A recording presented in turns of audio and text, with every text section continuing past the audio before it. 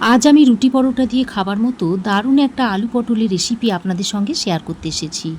খুবই সাধারণ একটা রেসিপি, অথচ খেতে একদম অসাধারণ লাগে।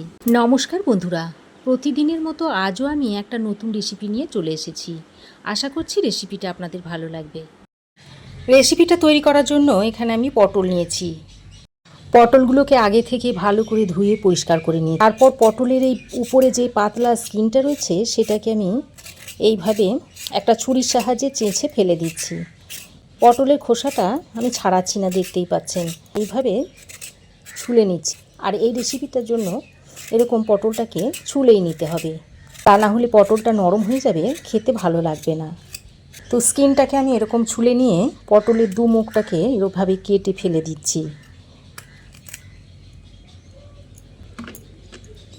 একইভাবে সব পটলের এই পাতলা উপরের স্কিনটাকে চেঁচে ফেলে দিচ্ছি। এই রেসিপিটাতে কিন্তু খুব বেশি তেল মশলার দরকার হয় না। ঘরে থাকা মাত্র কয়েকটা সাধারণ উপকরণ দিয়েই রেসিপিটা ঝটপট তৈরি হয়ে যায়। তো সমস্ত পটলের পাতলা খোসাগুলোকে চেঁচে ফেলে দিয়ে দুমুখটা কেটে বাদ দিয়ে দিয়েছি। এবার আমি এই পটলগুলোকে কেটে নিচ্ছি। এইভাবে পটলটাকে প্রথমে দু টুকরো করে তারপর আবারও এভাবে মাঝ বরাবর কেটে নিচ্ছি। অর্থাৎ একটা পটলকে আমি 4 ভাগে ভাগ করে নিচ্ছি। তবে আপনারা ইচ্ছা করলে পটলটাকে যে কোনো শেপেই কেটে নিতে পারেন। পটলের এই রেসিপিটা এতটাই ভালো লাগে যে বাচ্চা থেকে বড় সকলেই একবার খেলে বারবার খেতে চাইবে।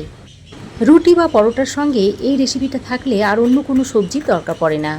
তাছাড়া দুপুরে ডাল ভাতের সঙ্গে খেতেও এটা অসাধারণ লাগে। তো দেখুন বন্ধুরা, সব পটলগুলোকে আমি কেটে নিয়েছি, তারপর একটা পাত্রের মধ্যে তুলে নিচ্ছি। আর এই পটলগুলো কাটার পর একদমই ধোয়া যাবে না, সেই কারণেই আমি আগে থেকে পটলটাকে খুব ভালো করে ধুয়ে নিয়েছিলাম। এখন এটাকে এক সাইডে সরিয়ে রেখে এবার আমি দুটো আলু নিয়েছি। এবার আমি এই আলুগুলোকেও পটলের মতোই একটু লম্বা লম্বা করে কেটে নিচ্ছি। আর এই রকম একটু পাতলা পাতলা করে কেটে নিতে হবে। আর পটল যেহেতু খুবই নরম সবজি, তাই আলুগুলোকে এইভাবে একটু পাতলা পাতলা করে কেটে নিতে হবে, মোটা করে কাটলে হবে না। তো দেখুন, সব আলুগুলোও কাটা হয়ে গেছে। এবার এই আলুগুলোকেও একটা পাত্রের মধ্যে তুলে নিয়েছি। তারপর ওরই সঙ্গে পটলগুলোকেও আমি দিয়ে দিচ্ছি। এবার আমি এই আলু পটলের সঙ্গে একটু নুন আর হলুদ মাখিয়ে নেব। তার জন্য পরিমাণ মতো নুন দিয়ে দিলাম, আর একটু হলুদের গুঁড়ো দিয়ে দিচ্ছি। এখন এই নুন আর হলুদের গুঁড়োটা দিয়ে পটল আর আলুর সঙ্গে ভালো করে একটু মাখিয়ে নিচ্ছি।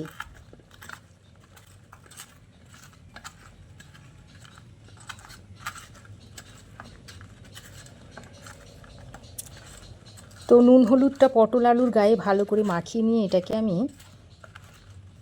এই 8-10 মিনিট মতো একটু রেস্টে রেখে দেব। এতে করে আলু আর পটলটা বেশ অনেকটাই নরম হয়ে যাবে, আর ভাজতেও সুবিধা হবে। খুব কম সময়ের মধ্যে ভাজাও হয়ে যাবে। তো এইভাবে আমি 8-10 মিনিট রেখে দিচ্ছি। আর যদি আপনাদের হাতে সময় কম থাকে, রেস্টে রাখার দরকার নেই, সরাসরি আপনারা আলু পটলটাকে ভেজে নিতে পারেন। তো পটলটাকে 10 মিনিট রেস্টে রাখা হয়ে গেছে, আর দেখুন অনেকটাই মজে গেছে। তো পটলগুলোকে এবার আমি ভেজে নেব। তার জন্য একটা কড়াই খুব ভালো করে গরম করে নিয়েছি। তারপর এর মধ্যে দিয়ে দিচ্ছি 3 চামচ মতো সর্ষের তেল। আর এই রান্নাটা সর্ষের তেলে করলে খুবই টেস্টি হয়। তো তেলটাকে খুব ভালো করে গরম করে নিয়েছি। এবার আমি এর মধ্যে দিয়ে দিচ্ছি একটা শুকনো লঙ্কা, 1/2 চামচ মতো দিয়ে দিচ্ছি গোটা জিরে, 1/2 চামচের থেকে একটু কম দিয়ে দিচ্ছি গোটা কালো সর্ষে। এবার আমি ফোড়নটাকে বেশ কিছুক্ষণ নেড়েচেড়ে মিশিয়ে নিয়েছি, আর ফোড়ন থেকে একটা সুন্দর গন্ধ বেরিয়েছে। এবার আমি এই সময় নুন হলুদ মাখানো আলু পটলটাকে এর মধ্যে দিয়ে দিচ্ছি।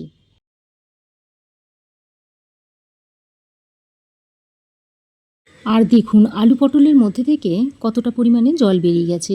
এবার আমি গ্যাসের ফ্লেমটাকে মিডিয়ামে রেখে আলু আর পটলটাকে অনবরত নেড়েচেড়ে ভেজে নেব। ভালো করে নেড়েচেড়ে মিশিয়ে নেওয়ার পর আলু পটলটাকে কড়াইয়ের গায়ে এইভাবে একটু ছড়িয়ে দিয়েছি।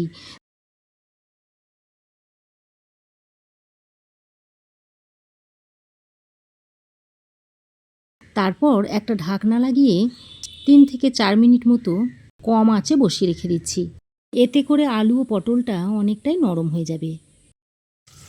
তো ঢাকা দিয়ে আমি মিডিয়াম ফ্লেমে 3-4 মিনিট মতো রান্না করে নিয়েছি, আর মাঝে 2-1 বার নেড়ে চেড়ে দিয়েছি। আর দেখুন আলু পটলের গায়ে সুন্দর একটা কালার এসেছে। এবার আমি একটা বড় সাইজের পেঁয়াজ নিয়েছি, আর পেঁয়াজগুলোকে এরকম লম্বা আর সরু করে কেটে নিয়েছি। সেই পেঁয়াজটা এখন দিয়ে দিচ্ছি। পেঁয়াজটা যদি আগে থেকে দেওয়া হতো তাহলে আলু আর পটলের গায়ে এই সুন্দর কালারটা আসতো না। এখন আমি পেঁয়াজটাকে দিয়ে আলু পটলের সঙ্গে ভালো করে মিশিয়ে নিচ্ছি। মিশিয়ে নিয়ে আবারও ঢাকা দিয়ে মিডিয়াম ফ্লেমে রান্না করে নিচ্ছি। 2 মিনিট মতো পেঁয়াজটা দেওয়ার পর ঢাকা দিয়ে রান্না করে নিয়েছি। এবার আমি ঢাকাটা খুলে নিয়েছি, তারপর আবারও ভালো করে নেড়ে চেড়ে মিশিয়ে নিচ্ছি। এবার আমি আর ঢাকা দেব না।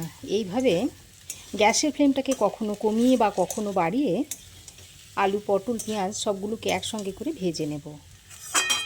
এবার আমি এর মধ্যে কালারের জন্য একটু কাশ্মীরি লঙ্কার গুঁড়ো দিয়ে দিচ্ছি, আর 1/2 চামচ পরিমাণ দিয়ে দিচ্ছি ভাজা জিরের গুঁড়ো।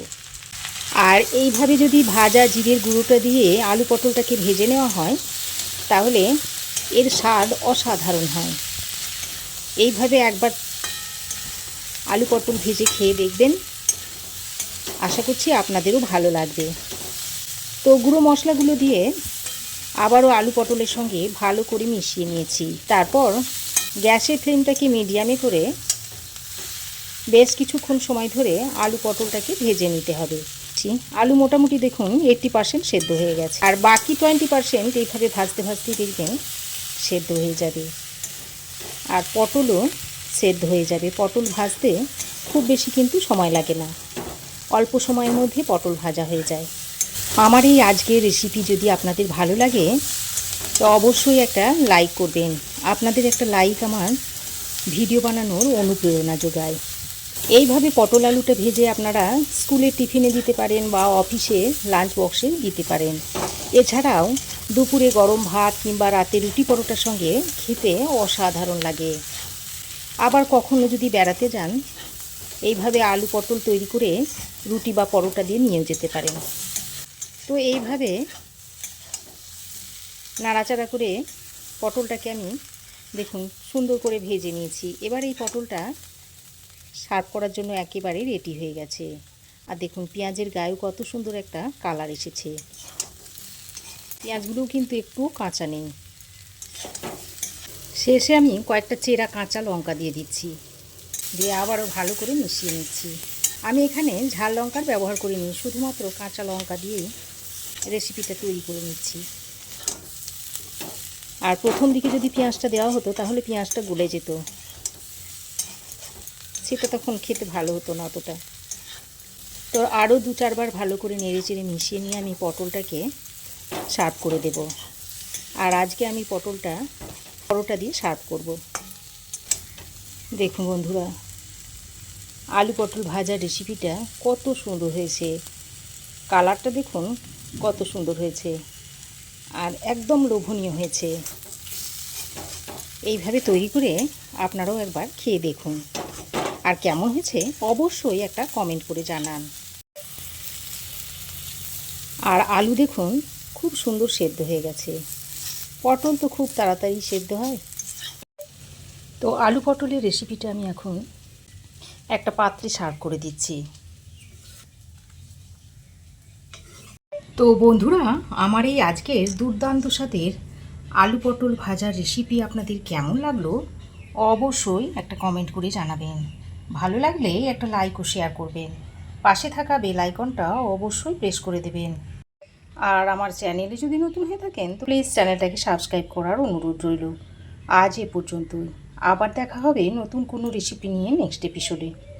সে পর্যন্ত ভালো থাকবেন, সুস্থ থাকবেন। ধন্যবাদ।